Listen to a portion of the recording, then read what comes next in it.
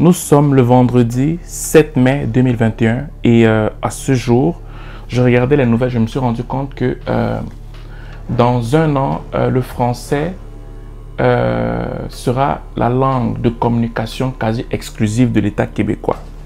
Ok, ça c'est le ministre de l'immigration ici.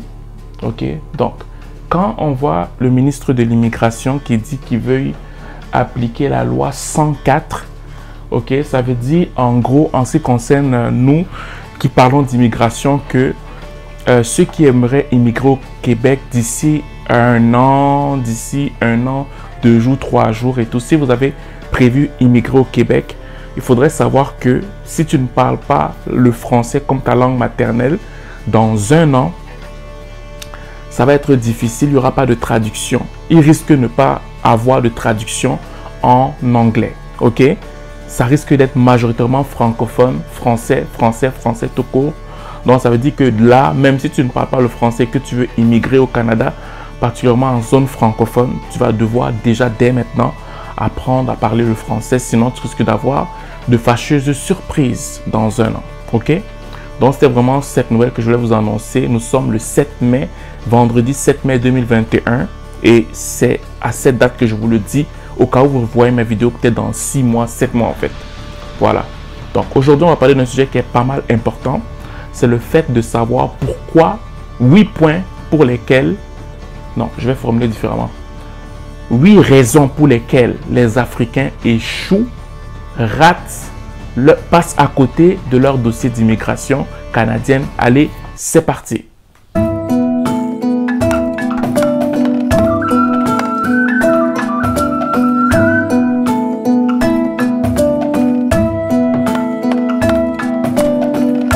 Bonjour tout le monde, j'espère que vous allez bien. Nous sommes à notre deuxième vidéo qui est en train d'être faite depuis des mois. J'ai fait ma dernière vidéo il y a peut-être 2 jours.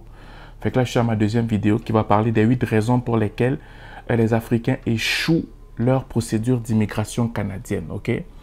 Mais avant de commencer, je tenais encore à dire que je finis ma formation de consultant en immigration, ok? Donc, quand tu finis ta formation dans le collège des consultants en immigration, tu dois patienter pour faire l'examen du gouvernement afin que tu sois admissible en tant que consultant en immigration officiel.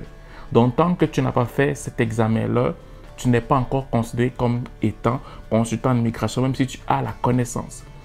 Donc, je le dis et je le répète parce qu'il y a beaucoup de gens qui me contactent pour me dire « Oui, est-ce que tu peux faire mon dossier d'immigration ?» Non, je n'ai pas encore le droit de faire le dossier d'immigration. J'ai peut-être la connaissance, mais je n'ai pas encore le droit de le faire.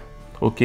Donc, si j'en parle des fois de façon très évasive comme ça, c'est seulement par passion que je le fais et pour aider certaines personnes. Et voilà, on a toujours besoin d'une petite information pour faire la différence en fait. Donc, c'est pour cette raison que moi, je donne certaines informations sans pour autant être consultant en immigration encore, ok? Je ne fais pas de dossier, je ne traite pas de dossier, je ne réponds pas aux questions qui ont un caractère personnalisé. En ce qui concerne un dossier d'immigration, je ne suis pas apte à le faire en fait. Donc, je tenais à le dire. Donc, quand les choses vont avancer, quand je vais finir mes examens et tout ça, quand je serai comme correct devant le CRCIC et toutes ces choses-là, là, on va pouvoir parler d'immigration et vous allez me payer. Ça va pas être gratuit. Ok? Donc, ne vous inquiétez pas, vous allez avoir toutes les nouvelles dans pas long. Donc, c'est ça. Donc, aujourd'hui, on va parler d'un sujet qui est très important. 8 raisons pour lesquelles la majeure partie des Africains échouent leur procédure d'immigration. J'en parle pourquoi? Pas parce que j'en ai déjà eu à faire des dossiers d'immigration. J'en parle parce que beaucoup de gens m'écrivent.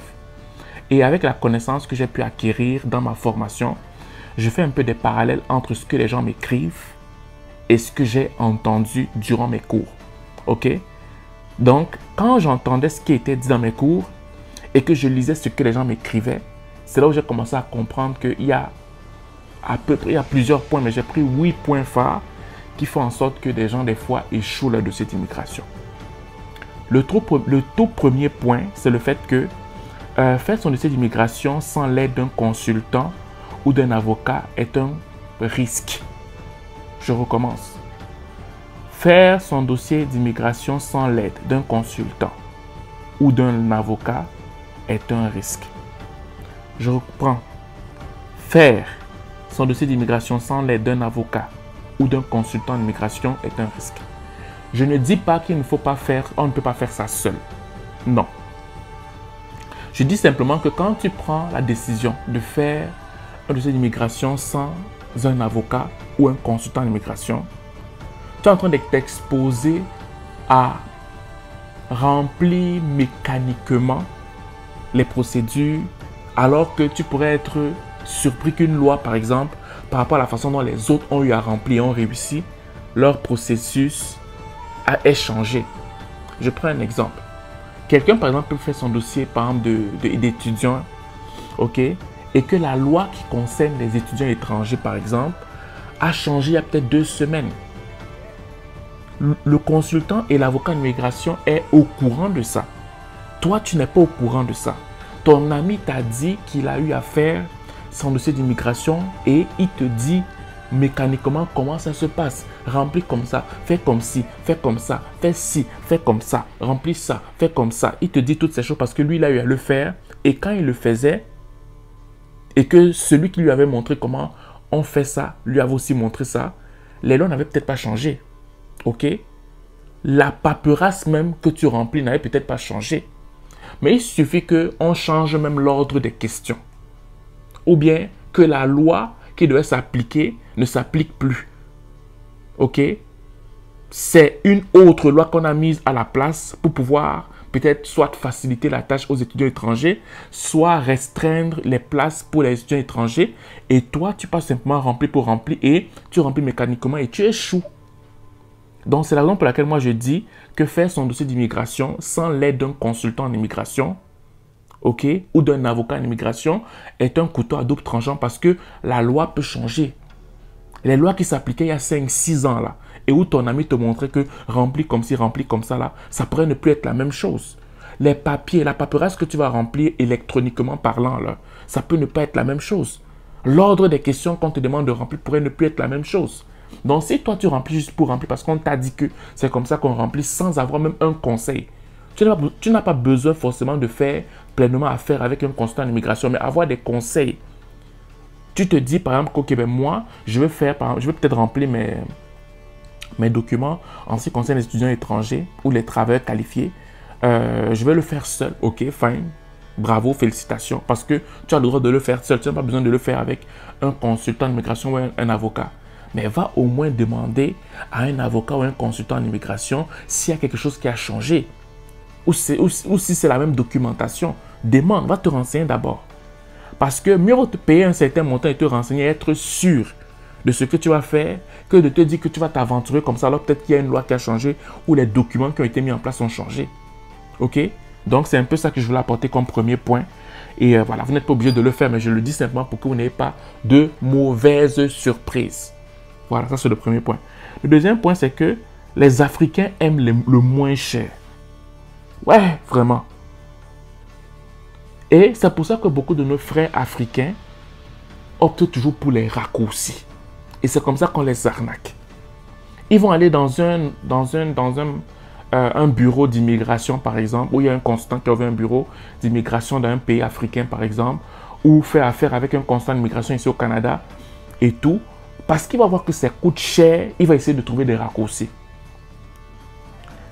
Si tu pas rempli tes documents d'immigration parce que ça coûtait cher, alors que tu pouvais payer, et tu veux faire le têtu, tu veux remplir selon ta logique, tu risques de tomber dans le trou. Pourquoi? Parce que ta logique n'est pas celle du Canada. Ou bien parce que tu as fait le droit dans ton pays. Le droit de ton pays n'est pas le même droit que ce qui est appliqué au Canada. Raison pour laquelle tu vas par exemple te rendre compte que certains médecins, quand ils ont exercé dans leur pays, quand ils arrivent ici, il y a une autre philosophie au niveau de la pensée, de la médecine ici. Donc, tu dois recommencer jusqu'à un certain niveau. Il en est de même pour le droit. Le droit canadien n'est pas le droit de ton pays. Donc, si ce n'est pas parce que tu as fait le droit dans ton pays que tu vas forcément avoir la lucidité de remplir tes documents quand tu vas aller le faire toi seul, tout simplement parce que tu trouves que ça coûte cher de le faire avec un consultant en immigration, mais avec un avocat en immigration. Ça, c'est le premier point. Deuxième point, il y a aussi des gens, parce qu'ils savent que un cousin avait eu affaire, il a réussi. Donc lui, comme son cousin là, va lui demander un petit montant, il va passer par son cousin de le faire avec un consultant ou un avocat en immigration. Ben, tu es en train de jouer avec le feu. Pourquoi? Parce qu'avec un consultant ou un avocat en immigration, tu as des recours au cas où quelqu'un te fait quelque chose de mal. Tu peux prendre un recours auprès de la CRCIC. Ok? Tu peux avoir un recours si un consultant a mal fait.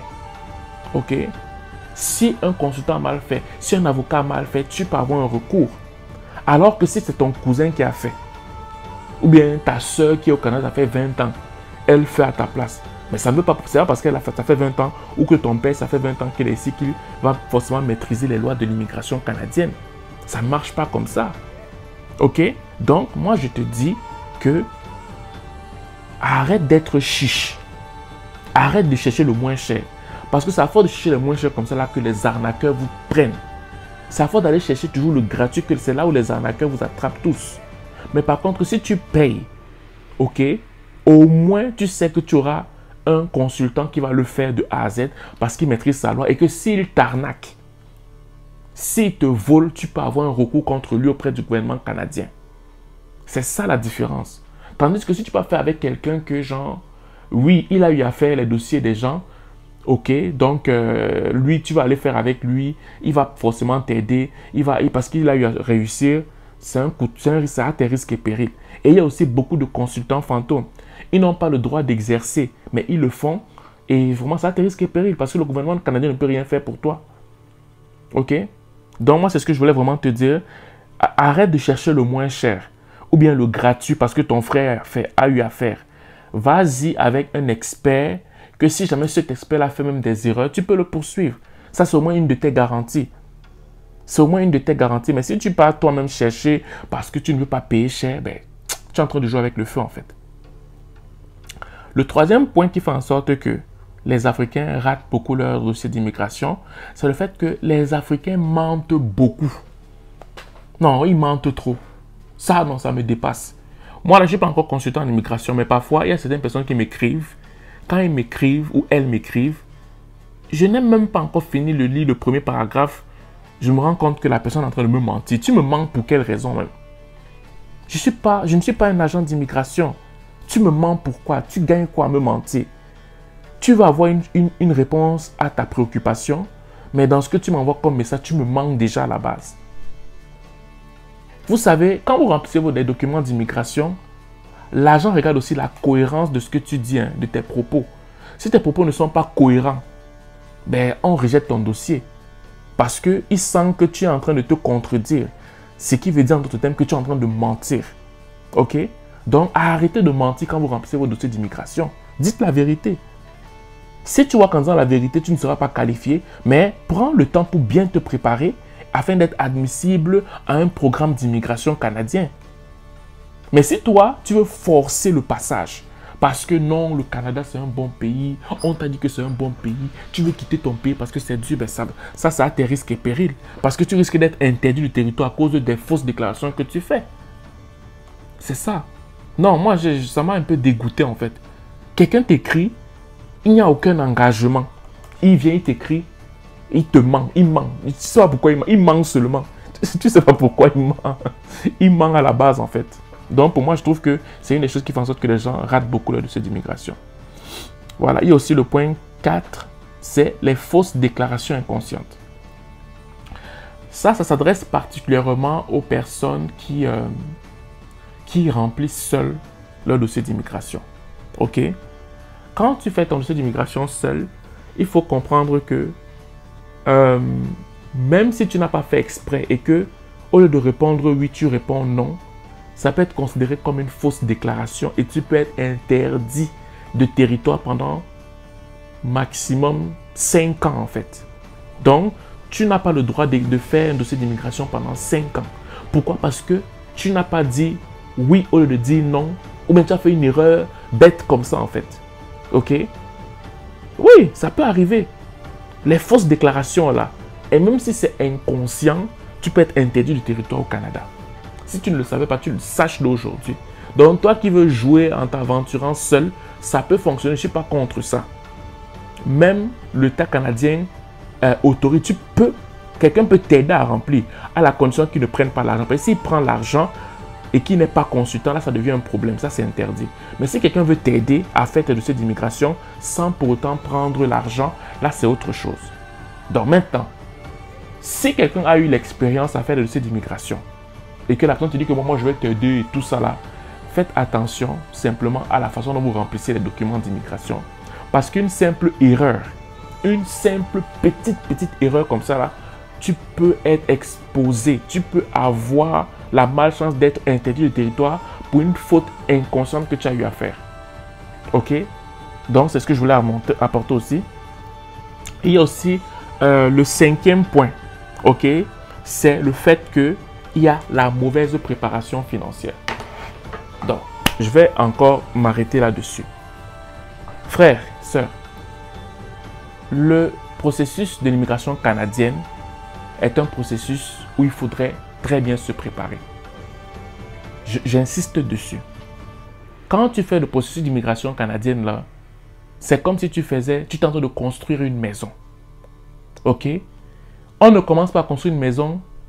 Bon, ça, je le vois beaucoup en Afrique, que quelqu'un va commencer à mettre la fondation. Je comprends, mais de façon générale, dans le meilleur des mondes, on ne commence pas à construire une maison si on n'a pas tous les moyens pour pouvoir faire de la fondation jusqu'au toit. Ok? Donc, si toi, tu n'as pas tous les moyens pour commencer ton processus d'immigration, ne le commence pas. Prépare-toi comme il faut pour que quand l'agent ou le consulat d'immigration va te demander donne comme ça, fais comme ci, fais comme ça, paye comme ci, paye comme ça, pour que tu puisses payer, ne pas être surpris à la dernière minute. Mais si toi, par nostalgie, par euphorie, parce que quelqu'un a fait toi ce que tu veux faire, tu n'es pas bien préparé financièrement, mais tu risques d'être calé et ton dossier ne va pas prendre coup et on va fermer ton dossier parce que tu n'as pas répondu comme il fallait. Il va falloir que tu payes un certain montant. Tu vas devoir payer le consultant en immigration. Tu vas devoir payer ce que le gouvernement canadien se demande. Tu vas devoir avoir un certain montant qui prouve que tu vas pouvoir subvenir à tes besoins. Ok? Parce que c'est aussi un point qui te disqualifie. Si tu n'as pas un certain revenu qui te permet de vivre, quand tu arrives et que tu ne sois pas à la charge du gouvernement canadien, tu risques, tu peux ne pas avoir le visa. Parce qu'il faut qu'au moins les premiers mois là, que tu puisses subvenir à tes besoins et aux besoins de ta famille. Donc moi, je prends vraiment ce temps-là pour vous dire que la préparation financière est aussi importante. Ne commence pas le dossier d'immigration si tu n'es pas prêt financièrement. Parce que ça demande, ça coûte beaucoup, ça coûte cher. Il faut qu'on se le dise. Ça coûte cher. Donc, si tu veux commencer ton dossier d'immigration, commence-le quand tu vas être prêt financièrement. Moi, je tenais vraiment à prendre le temps dessus pour vous le dire.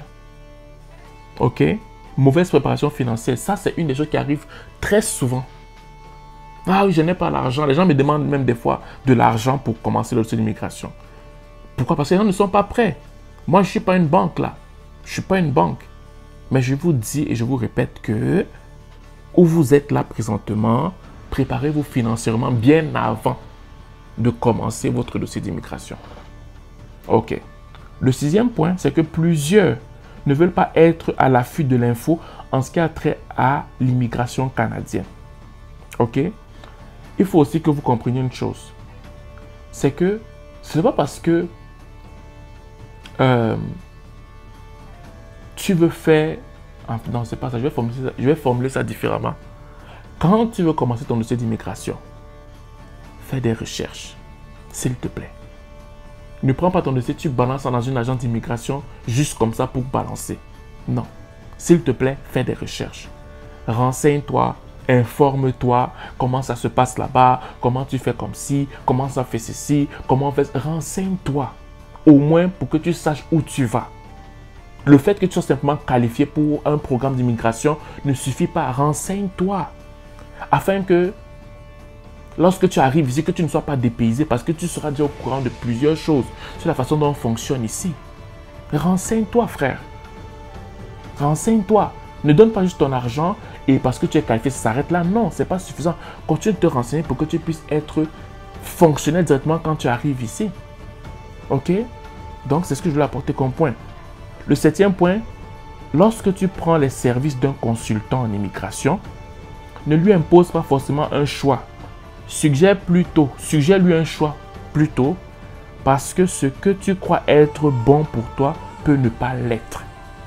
Il y a des gens qui sont par exemple, qui s'entêtent par exemple, oui, moi, je vais aller au Québec, je vais extrêmement aller au Québec. Mais attends un peu, si ton profil est dans une autre province, pas seulement au Québec, qu'est-ce que tu fais? Parce que parfois, les consultants en immigration, par politesse et tout, vont simplement t'écouter, vont faire ce que tu veux. Même s'ils voient que non, tu peux être beaucoup plus qualifié dans un autre type d'immigration, un autre programme d'immigration, je veux dire. Donc, tu ne peux pas venir, tu imposes à un consultant ou à un avocat d'immigration où tu vas aller. Tu peux lui dire tes désirs. Je souhaiterais aller dans la province telle. Je souhaiterais aller là-bas. Je souhaiterais aller là-bas. Je souhaiterais aller là-bas. Mais ne lui impose pas où tu aimerais aller. Si tu imposes, le gars va juste faire pour faire. Ou la femme, il va faire ce que tu veux. Même s'il sait que ça risque de ne pas fonctionner. Mais il va le faire parce que tu insistes et tu t'entêtes. Parce que tu ne donnes même pas l'option d'écouter parce que tu as payé. Et bien là, il va aussi faire comme tu veux. Puis même s'il sait que ça ne va pas fonctionner, alors qu'il sait que tu as plus de chances dans tel secteur, dans telle province. Mais comme toi, tu veux t'entêter, ben, il va continuer à faire. Donc, moi, mon conseil ici, c'est que quand tu vas voir un consultant ou un avocat en immigration, dis-lui que mon souhait serait ça. Qu'est-ce qu'il en pense? S'il pense que ton souhait est réalisable, tant mieux, continuez. S'il te dit que je comprends ton souhait, mais je suggère qu'on fasse plutôt comme ça, écoute ce monsieur ou cette madame. Ne t'entête pas. Ne t'entête pas parce que tu risques d'avoir de mauvaises surprises si tu t'entêtes. OK? Et le dernier point, c'est faire un suivi scrupuleux de ton dossier d'immigration comme du lait sur le feu. Malheureusement, tous les consultants en immigration n'ont pas le souci forcément de l'avenir de leurs clients en ce qui concerne le Canada. Il y a des consultants d'immigration qui vont remplir les dossiers d'immigration de façon mécanique. Donc, si tu ne fais pas le suivi scrupuleux, le monsieur va se montrer, il va te juste prendre comme un numéro. Oh, toi, tu vas être étudiant, il remplit juste pour remplir. Il envoie au gouvernement canadien, puis voilà, tu ne sais même pas ce qu'il a fait. Mais par contre, si tu es là, tu poses des questions. Tu dis, mais ça c'est quoi? Même si tu ne comprends pas, ça c'est quoi? Ça c'est quoi? Pourquoi tu remplis comme ça? Qu'est-ce que tu fais comme ça? Où est-ce que tu vas aller? Pourquoi?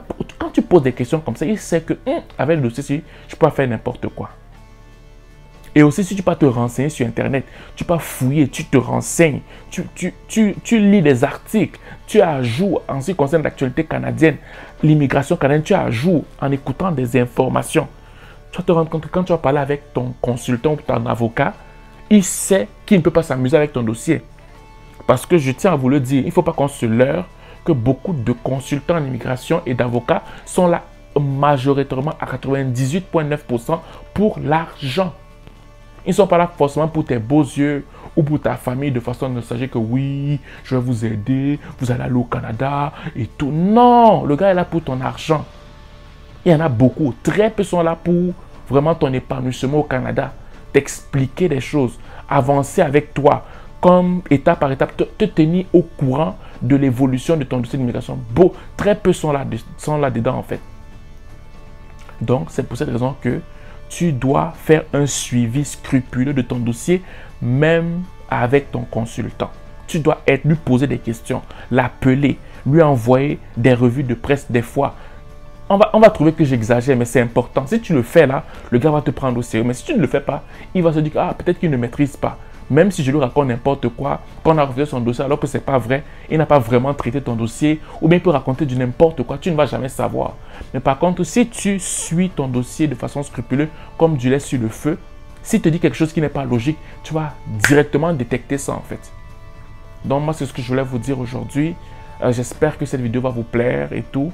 Et voilà, donc ne soyez pas pressés, je ne suis pas encore consultant, j'ai fini mes études, c'est vrai. Donc j'attends, il y a des autres procédures qui vont arriver.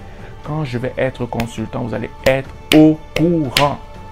Donc c'est ça. Donc sur ce, je vous souhaite de passer une belle journée. Que le Seigneur vous bénisse et on se revoit pour la prochaine vidéo. Bye bye.